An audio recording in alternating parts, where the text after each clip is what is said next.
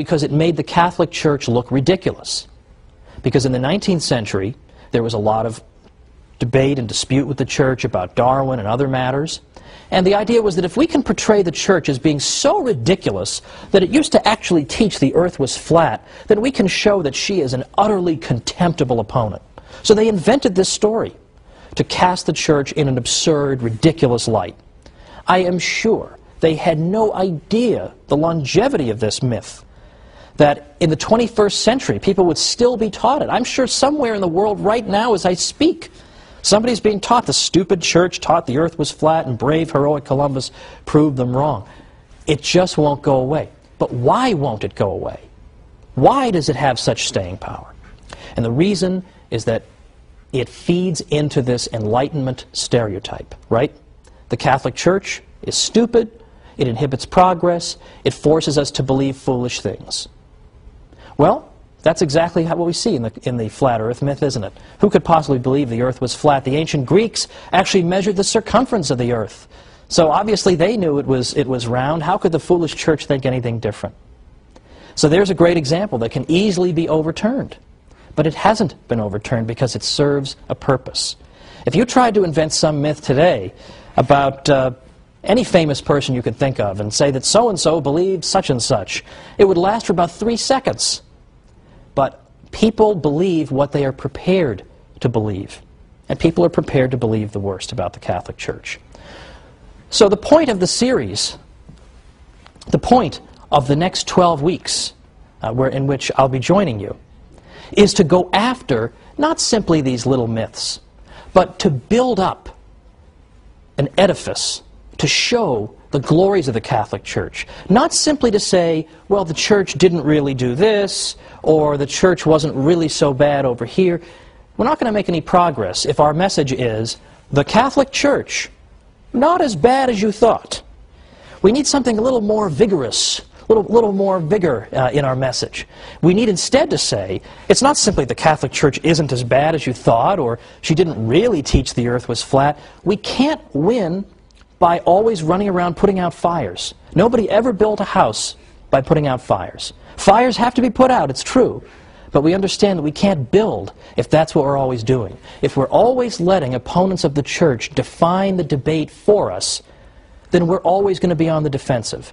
And it seems to me, given the state of our civilization, that it's about time that we went, shall we say, on the offensive.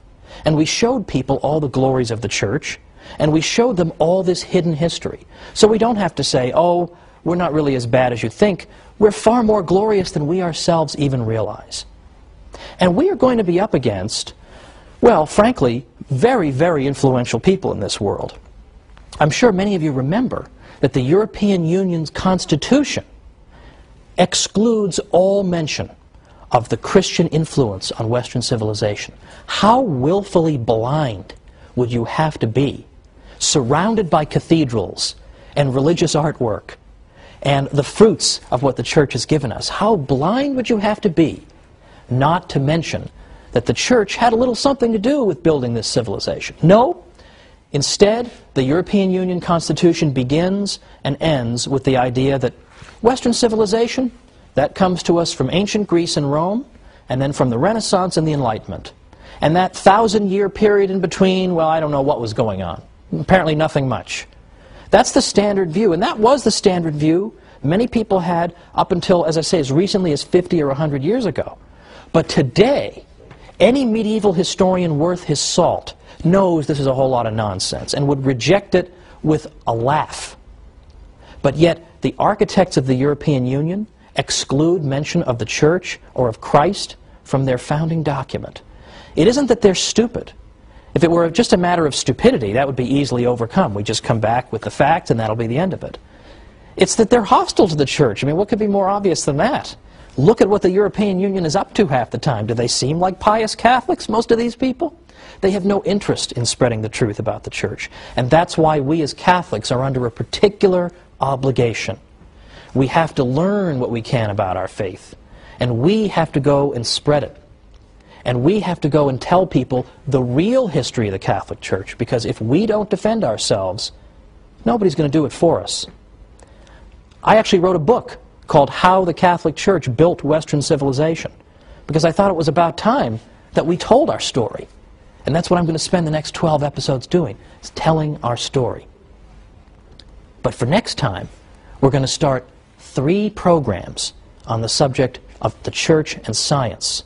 And you're going to have more ammunition than you're going to know what to do with by the time we're done with the next 3 episodes. Because did you know, for instance, that the Jesuits, the Society of Jesus, did you know that they were so accomplished in the sciences that right now 35 craters on the moon are named after Jesuit scientists? Did you know that 1 out of 20 of the greatest mathematicians who ever lived belonged to the Society of Jesus? Or that the Jesuits helped to found and then became the greatest practitioners of the study of earthquakes, seismology. And we can go on and on and on. Atomic theory, the study of ancient Egypt, the study of physics, and I can go on and on. There are so many ways in which the Catholic Church contributed to the sciences. So join me next time for the Catholic Church, Builder of Civilization.